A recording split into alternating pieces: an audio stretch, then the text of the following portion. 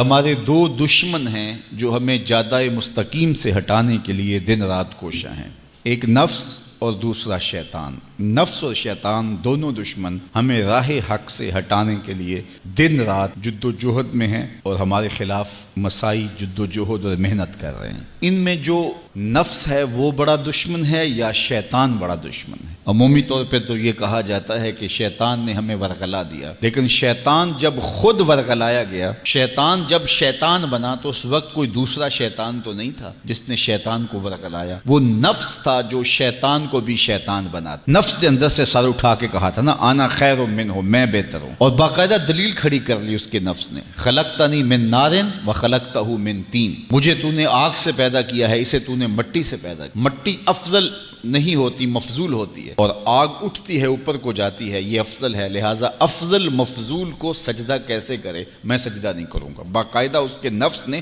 ایک دلیل تراشی۔ اللہ اگر چاہتا اس کی دلیل کے بخی اور دھیڑ کے رکھ دیتا، لیکن اللہ تعالیٰ نے اس کی دلیل کا جواب دینے کی بجائے کہا جا میرے دربار سے نکل جا۔ اس نے کہا مالک مجھے مہلت دے دے، کہا جا قیامت تک تجھے مہلت۔ اللہ اکبر۔ تو اب شیطان کو شیطان بنانے والا نفس ہے جس نے اندر سے کھڑے ہو کے کہا انا خیر منہ، میں بہتر ہوں۔ اس میں نے شیطان کا بیڑا غرق کر، انانیت اسے کہتے ہیں، انا خیر منہ، اس سے انانیت ہے، میں بہتر ہوں۔ ایک بزرگ تھے، انہوں نے ساری زندگی اپنی زبان پہ لفظ میں نہیں آنے دیا۔ وہ فرماتے تھے یہ وہ لفظ ہے جس نے شیطان کا بیڑا غرق۔ تو وہ اس مفہوم کو ادا بھی کرنا چاہتے تو بالفاظ دیگر کر۔ کسی نے سنا کہ فلاں شخص ہے، اس کی زبان پہ کبھی میں کا لفظ نہیں آیا، تو اس نے کہا لو اس کی زبان پہ یہ لفظ کیوں نہیں آیا؟ میں جاتا ہوں اور ان کی زبان پہ یہ لفظ آئے ہی آئے۔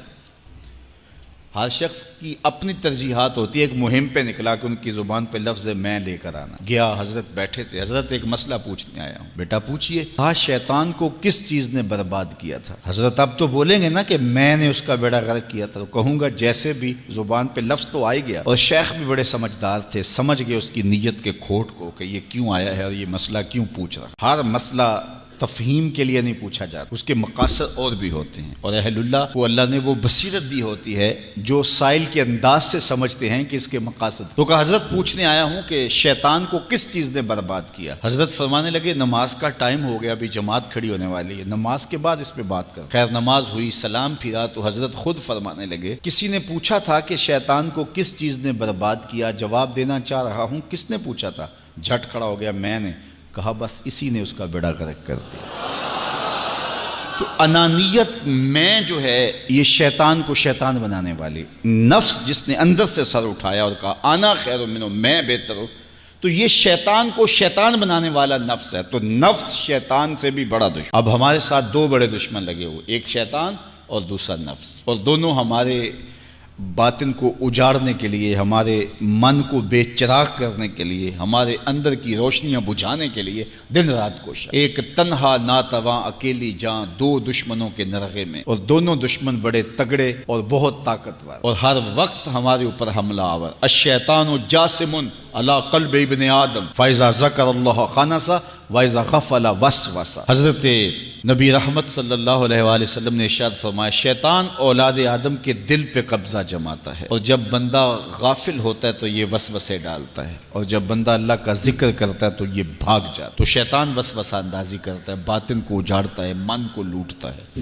نفس اور شیطان دو بڑے دشمن تھے جو ہمیں جادہ مستقیم سے بہکانے کے لیے دن رات کوشاں تھے۔ اب اللہ کا کرم دیکھیے، اذا دخل رمضان سلسلت الشیاطین، جب ماہ سیام جلوہ فراز ہوتا ہے تو شیاطین جکڑ دیے جاتے ہیں۔ جو ہی ماہ سیام شروع ہوتا ہے، چاند طلوع ہوتا ہے تو شیاطین جکڑ دیے جاتے ہیں، پورا مہینہ وہ آزاد نہیں رہتے، جکڑ دیے جاتے۔ سلسلت الشیاطین، یہ جو مسجدوں کے دروازے کھل گئے، جہاں 1.5 صف ہوتی تھی وہاں 5 صف تراویحوں میں ہیں، تو یہ شیطان کے بند جانے کی وجہ سے۔ لیکن مہنگائی کا طوفان ہے، بد نگاہی ہے، بد تہذیبی ہے، جھوٹ ہے، دیگر امور بد بھی جاری ہیں، یہ نفس کے موجود ہونے کی۔ نیکی کا ماحول پیدا ہوا یہ شیطان کے بند جانے کی وجہ، لیکن ہماری برائیاں بدستور موجود ہیں یہ نفس کے موجود ہونے کی وجہ سے۔ اب ہمارے لیے آسانی یہ ہو گئی کہ دو دشمن تھے جن کا ہمارے سے مقابلہ تھا، ایک نفس اور دوسرا شیطان۔ ہمارے لیے یہ سہولت ہو گئی کہ ہمارا ایک دشمن باندھ دیا گیا، اب دشمن ایک ہے جس سے ہم نے ماہ سیام میں اور وہ دشمن کون کون سا ہے؟ نفس۔ اب نفس کا مقابلہ اتنا آسان بھی نہیں، یہ بہت ڈاڈا دشمن ہے، اندر کا دشمن ہے، گھر کا بھیدی ہے۔ باج فقیراں کسے نہیں ماریا، باہو ظالم چور اندر داہو۔ یہ بڑا سخت اور بڑا شدید قسم کا دشمن ہے۔ یہ اس کی چالیں بہت باریک، شیطان کی چالیں بھی بڑی باریک ہیں اور نفس کی چالیں اس سے بھی زیادہ باریک۔ اب کیسے مقابلہ کریں گے؟ شیطان بھی ہماری متاع عمل کو لوٹنا چاہتا ہے، حتیٰ کہ ہمارے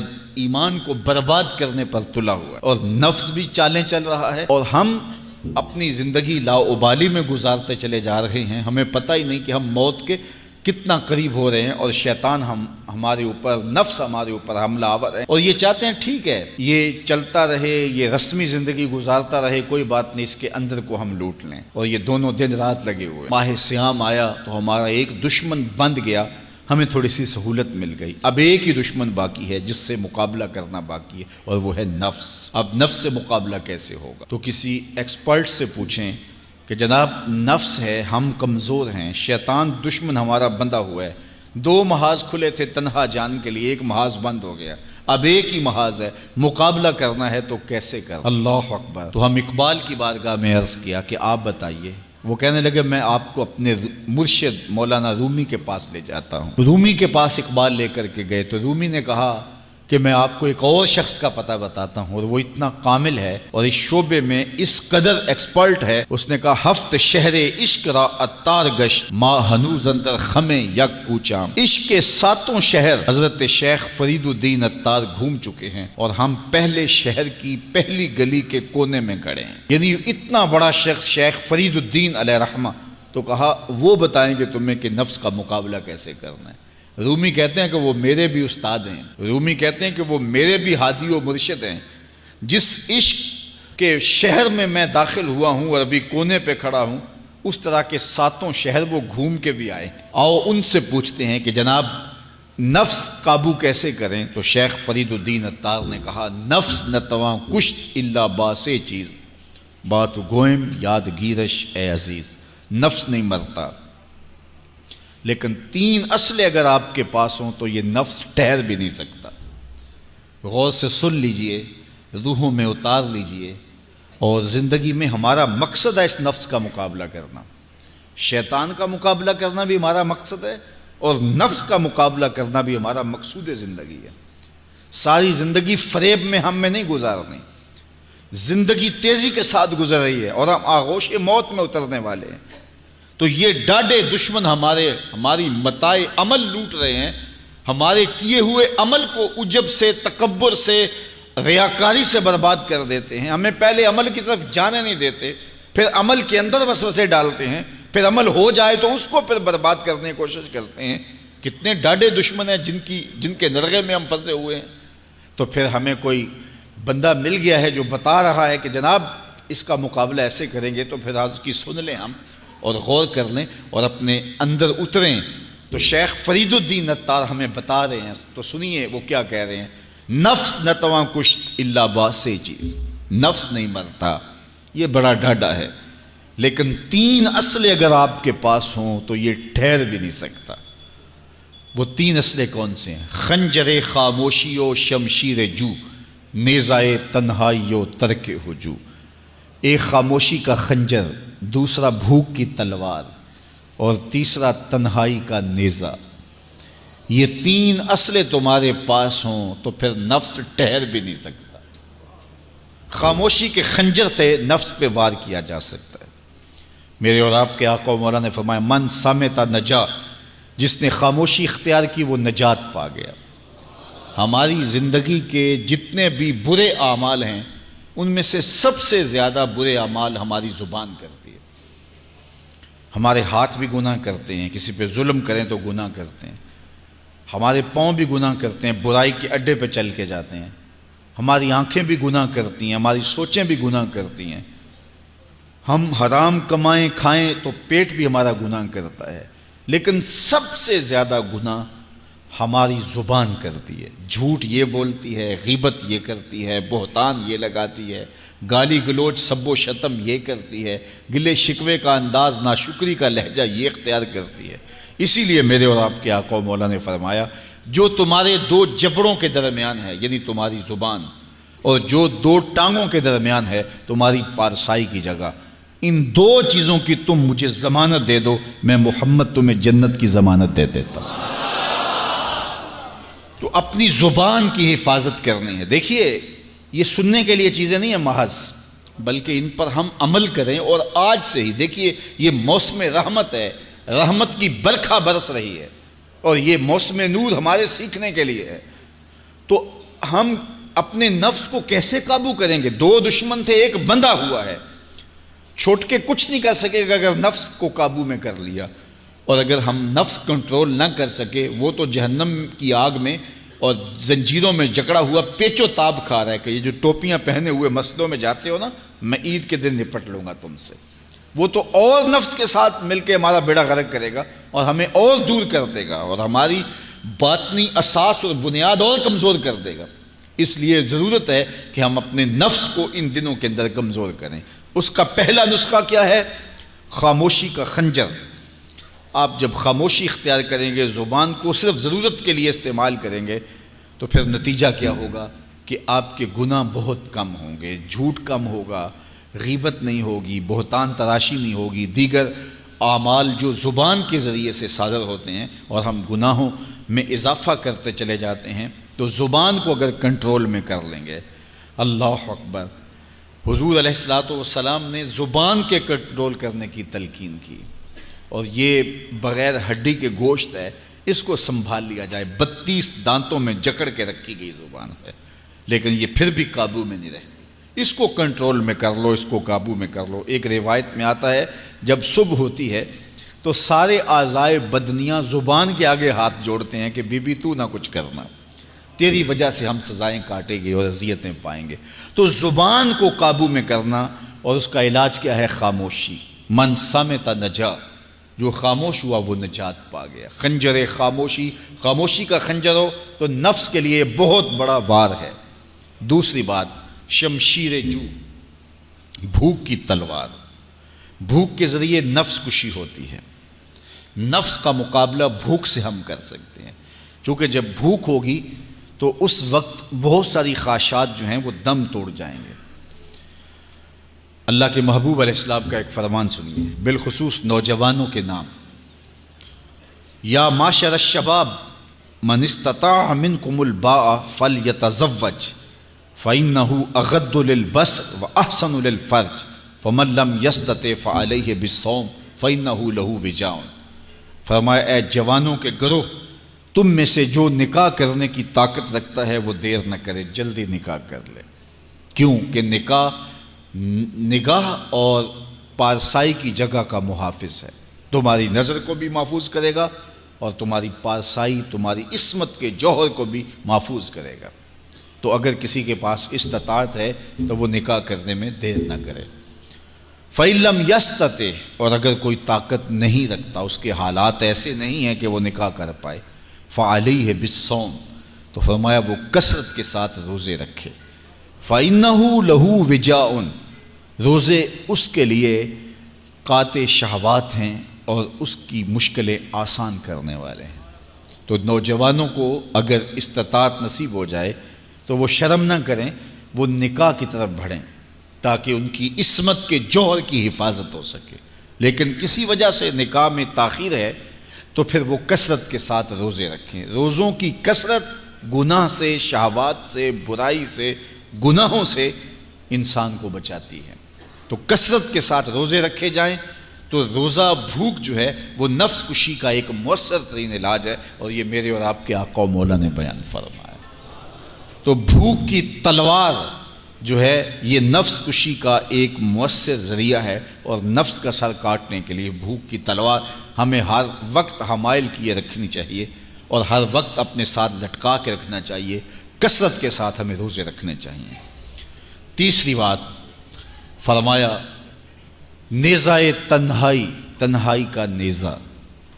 جب آپ عمومی طور پہ مجلسی زندگی میں ہوں گے تو بہت ساری خطائیں اور بہت سارے گناہ مجلسی زندگی میں آپ سے سرزد ہوں گے، تو جب آپ تنہائی اختیار کر لیں گے تو بہت سارے گناہوں سے بچ جائیں گے۔ حضرت شاہ نقشبند بخاری علیہ رحمہ فرماتے ہیں کہ فقیر کے لیے سب سے بہتر جگہ اللہ کا گھر مسجد ہے، یا پھر کامل شیخ کی صحبت ہے، یا پھر تنہائی ہے۔ چوتھی جگہ سوائے ہلاکت کے اور کچھ نہیں ہے۔ العافیۃ فی العزلہ، عزلت میں، تنہائی میں عافیت رکھی گئی ہے۔ اس لیے اپنے آپ کو ایسے ہجوم میں، ایسی جگہوں پہ لے جانے سے روکیں، اپنے آپ پر ضبط کریں جہاں نظر پاک نہیں رہتی، جہاں خیال کی پاکیزگی کا سامان نہیں رہتا، اور جہاں آپ کی جو ہے وہ آپ کی زبان محفوظ نہیں رہتی۔ دوستوں کے ساتھ بیٹھیے، آپ عزیزوں رشتہ داروں کے پاس جائیے، ضرور ملاقات کیجیے، لیکن اس کا ایک اعتدال ہونا چاہیے۔ اگر آپ سمجھتے ہیں کہ کسی جگہ جاتے ہوئے، کسی جگہ پہنچ کر آپ کی نظر میں پاکیزگی نہیں رہے گی، خیالات میں گندگیاں گردش کرنے لگ جائیں گی، سوچوں میں آوارگی آنے لگ جائے گی، تو وہ شادی کی تقریب ہو یا کوئی اور تقریب ہو، وہاں جانے سے اپنے آپ کو روک لیں، کیونکہ وہاں جا کے آپ اپنا کوئی فائدہ نہیں کر رہے، اپنا نقصان کرنے جا رہے ہیں۔ تو جہاں آپ کو یقین ہو کہ آپ وہاں اپنے آپ کو بچا نہیں پائیں گے، اپنی حفاظت نہیں کر پائیں گے، تو وہاں سے تنہائی بہتر ہے، وہاں سے عزلت بہتر ہے۔ تو یہ تین چیزیں ہم اگر کر لیں تو یہ نفس کشی کا ایک مؤثر ذریعہ ہے۔ اب ماہ صیام کے اندر اللہ تعالیٰ یہ تینوں چیزیں ہمیں نصیب کرتا ہے۔ ہم زیادہ بولتے نہیں ہیں، روزے سے ہوتے ہیں، بلکہ فرمایا اگر تم سے کوئی شخص بحثے، کوئی الجھے، کوئی لڑائی کرنا چاہے، بدتمیزی کرے، تو اس سے کہو انی صائم، میں روزہ رکھا ہوا ہے۔ اور اسی طرح بھوک تو میسر ہوتی ہی ہوتی ہے۔ اور تیسری بات کہ عزلت بھی میسر ہو جاتی ہے، اس میں آپ ذکر کے لیے، فکر کے لیے، روزے میں آپ تلاوت کلام مجید کے لیے تنہائی اختیار کرتے ہیں۔ تو گویا روزہ ایک ایسی تربیتی ورکشاپ ہے کہ جس کے ذریعے سے آپ کے نفس کی تہذیب ہو جاتی ہے۔ جب نفس قابو میں آ گیا، نفس کنٹرول میں آ گیا، نفس کو آپ نے کمزور کر لیا، تو شیطان چھٹ کے بھی کچھ نہیں کر سکے گا، کیونکہ شیطان ہمارے اوپر حملہ کرتا ہے نفس کے ذریعے سے۔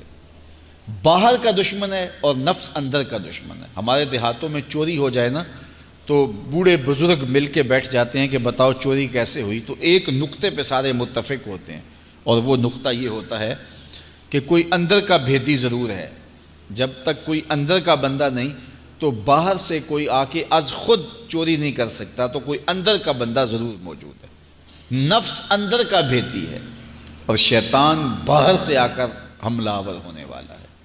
اس لیے شیطان کو اندر آنے کا موقع نفس دیتا ہے۔ نفس کو ہی کمزور کر لیجئے، وہ آپ کا ساتھی بن جائے، نفس امارہ، نفس مطمئنہ بن جائے، اور وہ نفس جو برائی کا حکم دیتا ہے وہ نفس امارہ کہلاتا ہے، اور جب وہ کثرت ذکر سے، عبادت سے نفس مطمئنہ بن جاتا ہے تو پھر وہ شیطان کے لیے رکاوٹ کا ذریعہ بن جاتا ہے اور آپ کی زندگی محفوظ ہو جاتی ہے۔ اور یہ ہمارا کام ہے، یہ ہمارے کرنے کا وظیفہ ہے۔ دیکھیے حضرت انسان کو اللہ نے اختیار دیا، زندگی دی، فہم دیا، ادراک دیا، گناہ کی قوتیں اور نیکی قوتیں ساری اس کے ساتھ لگی ہوئی ہیں۔ اس نے صرف ایک لا ابالی شخص کی طرح زندگی نہیں گزارنی کہ جو سامنے آ گیا کھا لیا اور جو زبان پہ آ گیا بول دی، ایسا نہیں ہے۔ یہ تو انسان ہے، اس کو تو اپنی زندگی کی راہیں خود متعین کرنی ہے کہ میری دنیا آخرت کے لیے نفع بخش کیا چیز ہے اور نقصان دہ کیا چیز ہے۔ انا ہدیناہ السبیل اما شاکرا و اما کفورا، کہ ہم نے اس کو دونوں راہیں دکھا دی، وہدیناہ النجدین، اس کو پتہ ہے یہ اچھائی ہے یہ برائی ہے، اس نے اس سے اجالنا ہے اپنے اندر کو اور اپنے باطن کو سنوارنا ہے۔ تو ماہ صیام ہمارے لیے موسم رحمت اور موسم نور ہے، جو ہمارے اندر کی روشنی کا سبب اور ذریعہ ہے۔ تو آئیے یہ موسم اللہ نے ہمیں نصیب کیا، قرآن مجید کی کثرت سے تلاوت کریں، نفس کمزور ہوگا، تنہائی اختیار کریں، نفس کمزور ہوگا، اپنی زبان پہ قابو کر لیں، نفس کمزور ہوگا، بھوک تو ہم روزے کی وجہ سے کاٹتے ہی کاٹتے، نفس کمزور ہوگا۔ اب شیطان چھٹ کر بھی عید کے دن ہمارا کچھ بگاڑ نہیں سکے گا اگر ہم نے اپنے نفس پہ قابو پا لیا، اور اگر نفس پہ قابو نہ پا سکے تو شیطان تو پھر پیچ و تاب کھا رہا ہے، اور وہ ہمارے اوپر پھر اور زور و شور کے ساتھ حملہ ہوگا اور ہماری متاع عمل کو لوٹ لے گا۔ تو پھر کیا فائدہ ہوا کہ سارے مہینے کی محنت کی، عید کے دن، عید سے 4-5 دن بعد ہم نے لٹا دی، تو فائدہ کیا ہوا؟ اللہ نے اس عورت کی مثال بیان کی ہے قرآن میں جس کا توازن ذہنی ٹھیک نہیں تھا، اور وہ سارا دن سوت کاٹتی رہتی تھی اور شام کو اپنے ہاتھوں سے توڑ دیتی تھی۔ تو کہا کہیں ایسا نہ کرنا کہ تم بھی اس عورت کی طرح ہو جاؤ کہ اپنے ہاتھ سے کاتا ہوا سوت اپنے ہاتھوں سے ہی توڑ دو۔ پورا مہینہ بھوک کاٹی، پیاس کاٹی، تکلیفیں گوارا کیں، اور شام کو جو ہے وہ اپنے ہاتھ سے وہ سوت کاٹنے والی خاتون سوت توڑ دیتی ہے۔ تو کہیں ہم بھی ایسے نہ ہو جائیں کہ مہینے کی محنت ہر سال عید یا عید کے چند دن بعد برباد کر لیں، پھر اگلے سال مہینے کی محنت کریں، پھر عید کو برباد کر دیں، تو کیا فائدہ ہوا؟ تو ہم نے جو نعمت سمیٹی ہے، جو چیز دی ہے، جو چیز حاصل کیا، اس کو جذب کر لیں روح کے اندر، اس کو اپنے من کے اندر اتار لیں۔ اہل ایمان کو ایک دعا تلقین کی گئی ہے، وہ کیا دعا کرتے ہیں؟ ربنا لا تزغ قلوبنا بعد اذ ہدیتنا، اے اللہ ہدایت کے بعد ہمارے دل کو پھر دوبارہ ٹیڑھا نہ کر دینا۔ اگر ہدایت دی ہے تو وہ نصیب ہی رہے، وہ من میں جذب ہو جائے، وہ روح میں اتر جائے۔ تو میں اور آپ اپنی زندگی کو اللہ اور اس کے رسول کے نام پہ لگایا ہے، تو پھر اپنی ساری زندگی کو اللہ اور اس کے رسول کے نام پہ لگا دیں۔